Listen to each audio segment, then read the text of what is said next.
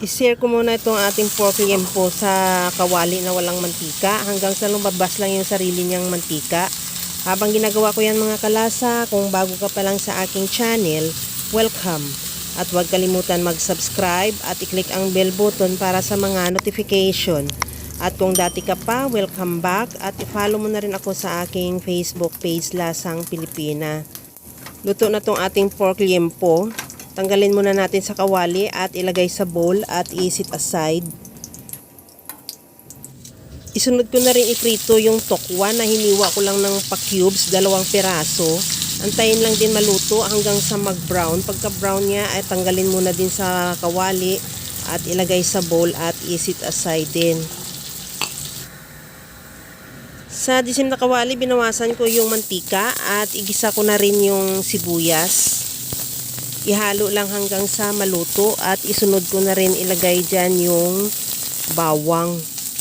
Ganong process lang din, ihalo hanggang sa maglabas lang ng aroma.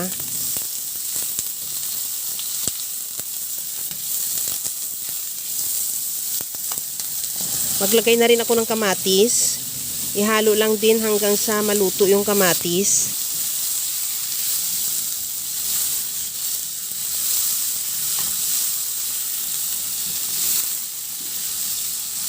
Timplahan ko na rin ng asin at paminta.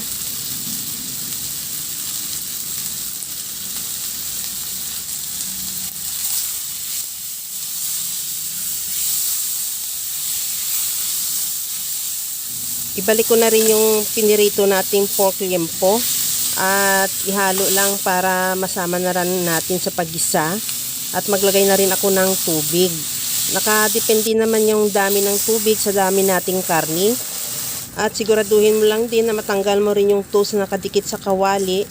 At takpan, isimmer, pahinaan yung apoy hanggang sa maglambot yung karni. Sa puntong ito, lambot na rin yung ating karni. Ilagay ko na yung kalabasa. Takpan ko ulit hanggang sa maluto lang din yung kalabasa. Sa puntong ito, luto na rin yung ating kalabasa para malaman natin na malambot na siya. Tusukin natin ng tinidor. Pagka matusok na, ibig sabihin luto na yung ating kalabasa. At maglagay na ako dyan ng ampalaya.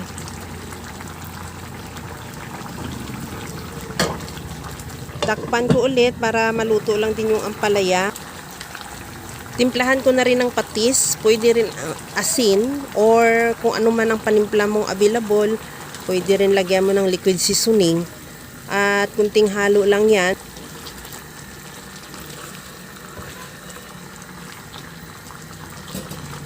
Tikman ko muna bago natin ilagay yung ating tokwa. Kunting halo lang yan at ready to serve na yan yung ating napakasarap na ginisang kalabasa.